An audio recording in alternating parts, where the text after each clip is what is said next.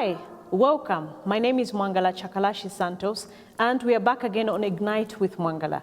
Now remember, the aim of the show is to bring you inspiring and life-changing stories that are meant to leave a lasting and positive impact on our lives. Joining me in the studios today is Dr. Job Kasweshi. Now, Dr. Job Kasweshi in 2013 had an acute kidney attack. That sounds to be very life-threatening, but he had all hope. Him being a medical doctor, he knew that this was indeed a serious condition. Let's take a look and chat with him and find out exactly what happened back then in 2013. Dr. Job Kasweshi, welcome. Thank you so much. Okay. Now we're talking about acute kidney attack. That is very life-threatening. Yeah. Take us back to 2013 and how did this happen? Okay, so I was in my university then. I was in my 5th year when I had an acute kidney attack. But then it wasn't very, very serious, so they were able to treat it. Okay. So the second attack came in 2017, August. Now that one, they couldn't do much about it. So the end stage was me having a transplant. Okay. So how was your life between 2013 and 2017? Okay, I will not talk much about 2013 because like it was I said, it wasn't really, minor. It was a mere attack. So I'll focus more on 2017. Okay. So I was working from Lewanika General when my kidneys shut down, or let me say stopped working properly. And this is one kidney, or both? Both. Okay. So so I got ill from Mongo, Western Province. That's August. So because Lewanika General didn't have the equipment to treat me there, they referred me to UTH, where I started my dialysis. Yes. So when you say you were not well in 2017, now I know we're talking to a lot of people that are watching us now. What were the symptoms? How would one know? I know you're a medical doctor, so it's easy for you to say, okay, this must be a serious condition or attack. So what were the symptoms back then in 2017? Okay, so I could easily fatigue and urine output reduced. Like we all know, the kidneys are responsible for urine production. So if the kidneys are not functioning well, the urine production is affected. You either have no urine at all or very little urine. Okay. So my urine output was reduced. Then from the normal? From the normal, yes. Then I developed hypertension. I developed anemia as well. Why anemia? The kidneys are responsible for, they produce a hormone called erythropoietin. Erythropoietin is responsible for producing the red blood cells, which produce blood. So if the kidneys are not functioning well, you expect someone to have very little blood. So that happened to me. Okay. Yeah. Now I know you're a medical doctor, so you obviously back then you knew that for your condition really to be treated, you needed a miracle. Yes. So what are some of the steps that you took? I'm sure you're on medication. Did that help in any way? Of course, my medication then was the dialysis that I was doing 3 times in a week for 4 hours. So when you say dialysis, what do you mean? Because I know there are so many people that are watching and are thinking now, what is dialysis? Okay, dialysis is like an artificial kidney. It does the work of the kidneys. Okay. So some of the functions of the kidneys is the kidneys they remove waste from the body. Okay. And the other function is they produce urine, like I said. So if the kidneys are not working well, expect not to have urine production, which means the toxins will be piling up in the body. So what the dialysis does is it cleans the blood and removes excess water from the body. Okay. Yeah. So you needed to be on dialysis like 4 times in a... 3 times in a week. I used to do it for 4 hours. A session would take 4 hours.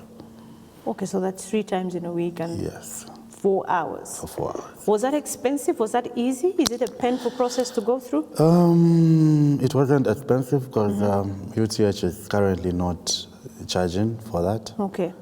So it's a free service? It's a free service that UTH is given to kidney patients. Okay. Yes. Is it a painful procedure for one? No, it's not a painful procedure, though it's a mental, it disturbs your mental, how can I put it? It's okay, it's not a painful treatment. It's, yeah, let me just put it Okay. that way. So now you're a doctor. Yeah. So what are some of the emotions that were going through your mind? Because, I mean, you're the one who's supposed to give hope and life to people. And there you are, faced with such a condition. Yeah. How did you cope with whatever condition that you were going through then? Of course, one of the things that I used to battle with then was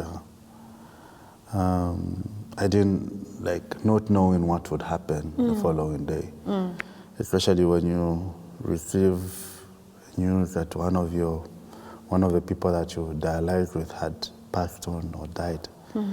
So it would get to me, and then I would just think about it, and I would think, oh, what would happen to me? So yeah, that was the worst That period. was kind of emotional torture for you. Yeah. Was your family supportive? Yeah, I received a lot of support from my parents, both financial, spiritual, and just physical support from them. I wouldn't have been where I am now if it wasn't for them. I'm really grateful that they were there to help me through my journey. Okay.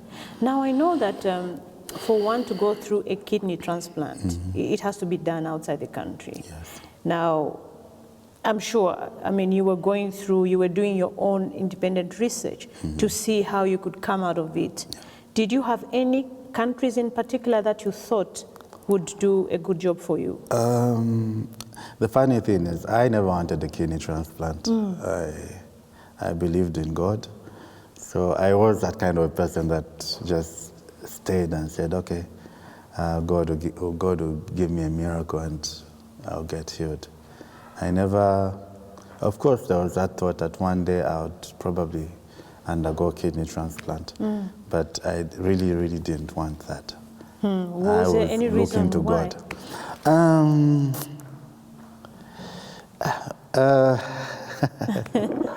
I don't know, maybe it's just a belief that I believe that I had in God, then that He would heal me. Okay, so a kidney transplant for you was last option? It was. You were looking for a miracle from God? Yeah. Little did I know God can also use a transplant to heal you. Oh, okay. So my spiritual father sat me down and he told me, look, even in the Bible, Paul is a doctor. So there's a purpose why we go through what we go through. So in where you are now, God can either He give you a miracle, or He would either allow you to go through transplant and heal you. Because after all, the people that do transplant are human beings. Sure. So God still needs to be involved. You can't do without God. Wow, I love that. So in the process of your journey, did you at any point judge God? Because, I mean, you're a doctor and you're thinking, I'm thinking like doctors, you know, we have this perception that doctors don't get sick. You know, we go to a doctor because we know that for you to get to where you got, you should have understood that what I'm feeling now, this could be a serious condition. This could be a kidney failure. Yeah. And so for you to have gotten there, I'm thinking, what could have happened? Did you feel it coming? Of course, my body, my body wasn't the same. Like I said, I was fatigued, so I wasn't very active. Like I could maybe do just a little bit of exercise and feel very, very tired. So that gave me questions, and I started doing some checkups, and until I noticed that my kidneys were not really functioning well. Oh, wow. So I'm just thinking, I'm talking to you and I'm thinking, should I worry when I'm feeling tired? Of course not. No, of course not. It might be that you're not, probably you didn't have enough rest. Enough rest, Yeah. Oh, okay. Yeah. Now, I know that a miracle did happen for you. Yes. I know that our country, Zambia, through University Teaching Hospital, did conduct the first ever successful kidney transplant, and it had to be you. And the miracle that you were expecting, or the miracle that you were praying for, actually did come. Because I believe it's the only kidney transplant that we have been able to do as a country. And I also know that that was against all odds. I mean, all odds were defied just to ensure that your kidney transplant was done. So who was your kidney donor? My brother was my kidney donor. I only have one brother. And he came to your rescue, and your miracle came through. Yes. So, Doctor, I want you to hold that thought. So when we come back after this short break, Ignite with Mwangala caught up with Tinashe Kasweshi, who takes us through the other side of the story. Join us shortly. Okay.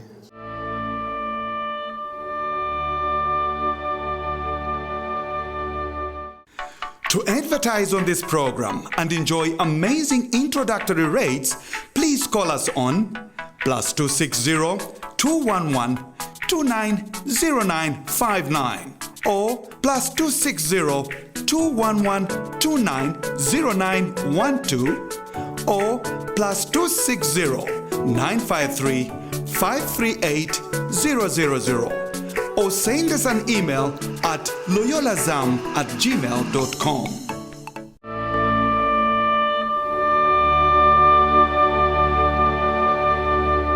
If you're joining us now, I'm talking to Dr. Job Kasweshi, who was diagnosed with a kidney failure.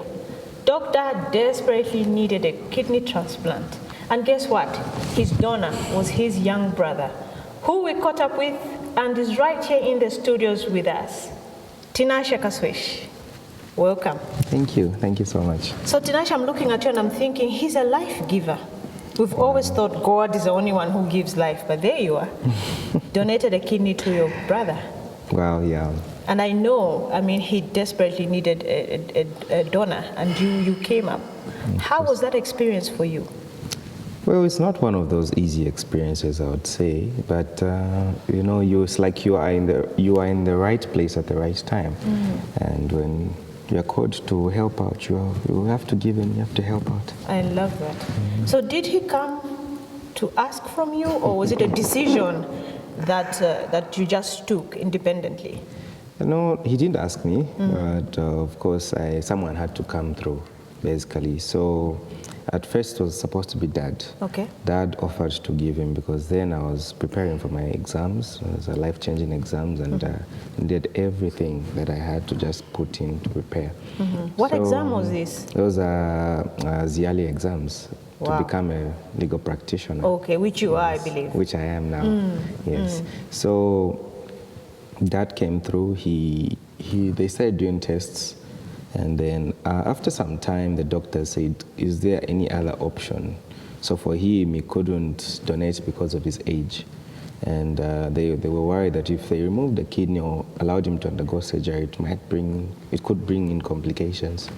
So then they requested for someone else. And we looked around, and there you were. And it's like, I'm there, I know I'm the one, but but you're still looking around, like, is there anybody else? Yeah, but of course, then I came through. So I started doing the test, and then it was compatible, everything was matching. Yeah, so we decided to go for it. Okay. How was your relationship before the donation of the kidney?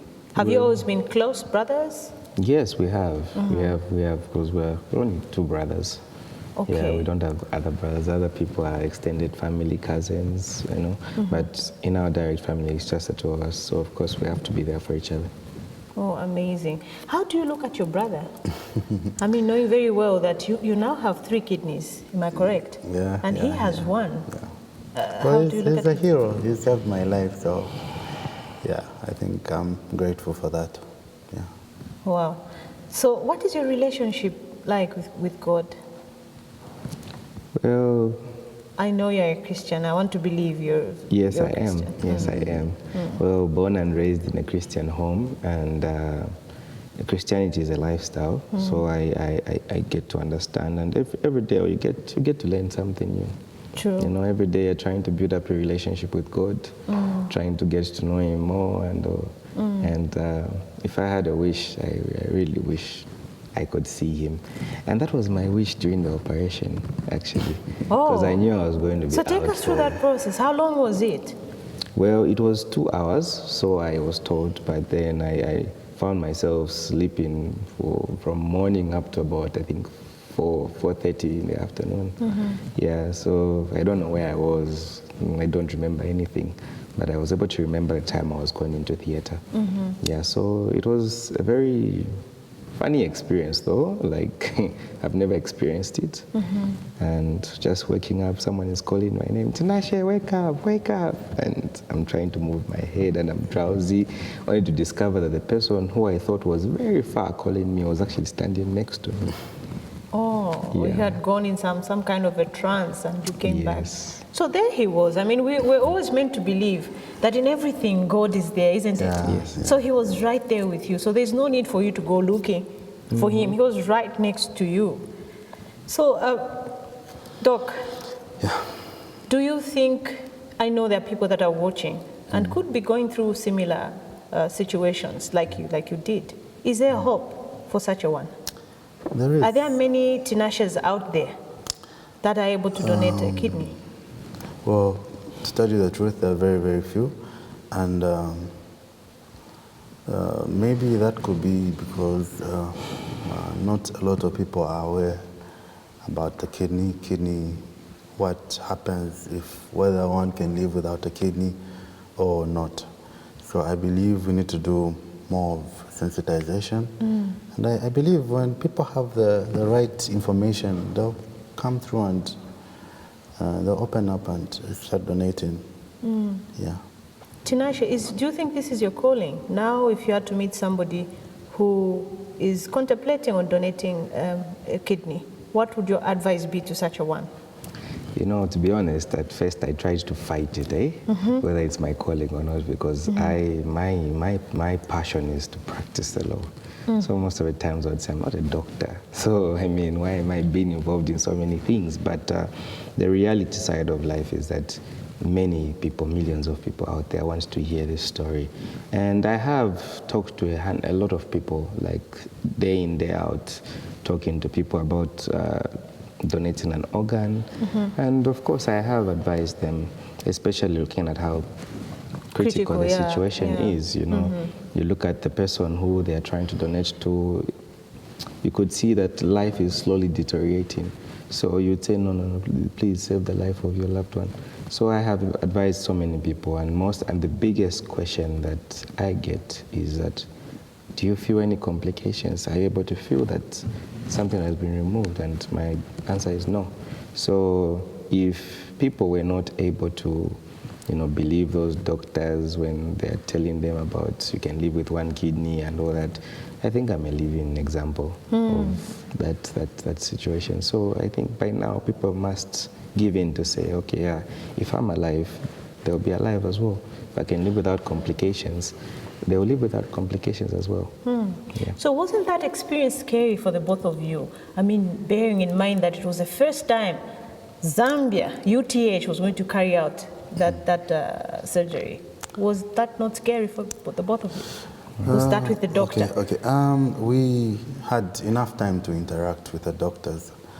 So for me, being a medical doctor, I knew the doctors at UTH that were involved. Dr. Mwemba, Dr. Mbambiko, Dr. Muntemba, Dr. Kapemba. I I just didn't know them just there and then. These are people that I've looked up to be my mentors, and these are people that I've worked with. So I knew they were able to conduct the surgery and just pull me through successfully.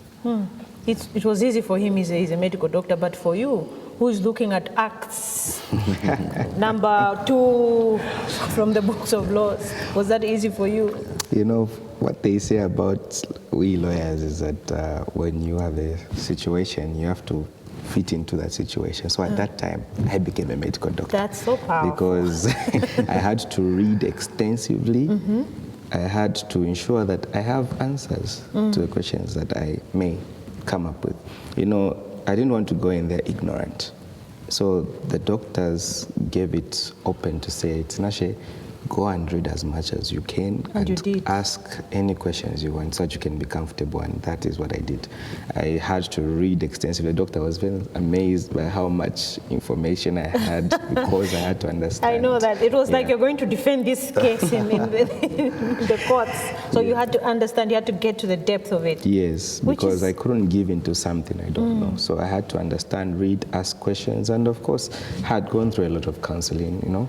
And I like the fact that Dr. Mwemba made it open. He says, you know what, get my number, call me if you have anything to ask, or text me, I'll always be there to answer. And he did that, so it made me feel comfortable at that point. Wow, I'm so curious. Can you, both of you, jog? Are you very fit? Like, do you feel like any discomforts of some sort? Because, no. I mean, those are very, very, very sensitive organs, I'm sure Doctor knows. To tamper with a kidney, I mean, that is really some kind of experience. Are you doing things normally? Because that's what everybody would think, like, done in Zambia. Well, I'm a very active person, so I play soccer sometimes when I have time, and I do a lot of things that require me to use a lot of energy, running around, you know, and also I'm involved in a lot of youthful activities. So, yeah, I'm very fit. Doc? Yeah, I can run more than you. Are you sure about that? Very, very sure. So I can play football. I can do basically anything that any normal human being can do. Now I'm looking at you and I'm thinking God gave you a second chance, and it doesn't happen to so many people in this lifetime. Why do you think you were given a second chance to live? Every human being has a purpose on earth. So the fact that I'm alive tells me there's still something that I need to fulfill. My purpose for being here on life hasn't really finished. So I guess that's why God gave me a second chance. Believe in me, I keep asking myself that question. Whenever I run back to when I had my transplant, I still ask God, oh God, why did you give me a second chance? And I'm very careful now to the way I live my life, because I want to fulfill God's purpose and why. So is this purpose crystal clear for you now? I believe one of this is something I'm beginning to learn. One of them is to reach out to people, just to share God's love, and also to reach out to the people that are having kidney-related issues. Because it's being a doctor and someone that has been through kidney failure even makes it more easy to explain, to talk to someone suffering from kidney-related issues. So I keep telling myself I won't waste my opportunity to talk to someone. I would rather give them.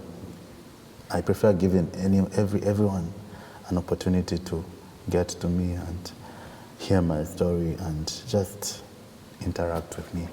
That's so powerful, and I want us to leave it there. And I'm coming to you, Tinashe. Your purpose? I think my purpose is to give hope to the hopeless, and simply put, because there's a reason why I was the first Zambian to donate a kidney in an operation or environment that happens in Zambia. It doesn't just happen. And I believe that is the reason why, maybe. I'm yet to find out from God, but I think hope is the best thing I can say. So there you have it. Not all hope is lost. Miracles do happen. God is still working. Doesn't matter what your challenge is, doesn't matter what your condition is, but miracles do happen, and it's possible. I'm sitting with two gentlemen here who made it possible, who went against all odds, defied all odds, and made it possible. This has been Mwangala Chakalashi Santos. Join me again on another exciting episode on Ignite.